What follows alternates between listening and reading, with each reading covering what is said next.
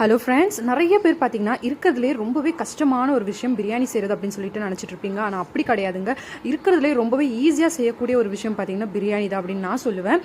So நான் சொல்கிற மாதிரி நீங்கள் இதெல்லாம் ஃபாலோ பண்ணிங்க அப்படின்னா நினைக்கிறப்பெல்லாம் பிரியாணி செய்யலாம். ஸோ பிரியாணிக்கு ரொம்பவே முக்கியமாக தேவைப்படக்கூடிய அந்த இஞ்சி பூண்டு பேஸ்ட்டு, மல்லி, புதினா இது எல்லாத்தையுமே நீங்கள் வந்துட்டு வீக்கெண்ட்ஸில் வாங்கிட்டு க்ளீன் பண்ணி ஸ்டோர் பண்ணி வச்சுக்கலாம். அதுக்கப்புறம் இஞ்சி பூண்டு பேஸ்ட்டை மந்த்லி ஒன்ஸ் வந்துட்டு நீங்கள் ரெடி பண்ணி அதையும் ஃப்ரிட்ஜில் ஸ்டோர் பண்ணி வச்சுக்கலாம். மற்றபடிக்கு பட்டை, கிராம்பு, ஏலக்காய் இது எல்லாத்தையுமே வந்துட்டு நீங்கள் பல்காக பர்ச்சேஸ் பண்ணி வச்சுட்டிங்கன்னு வைங்களேன், எப்போ வேணாலும் நீங்கள் பிரியாணி செய்யலாம். ஸோ இதுக்கு தேவையான விஷயங்கள் அப்படின்னு பார்த்தீங்கன்னா இதெல்லாம் தான்.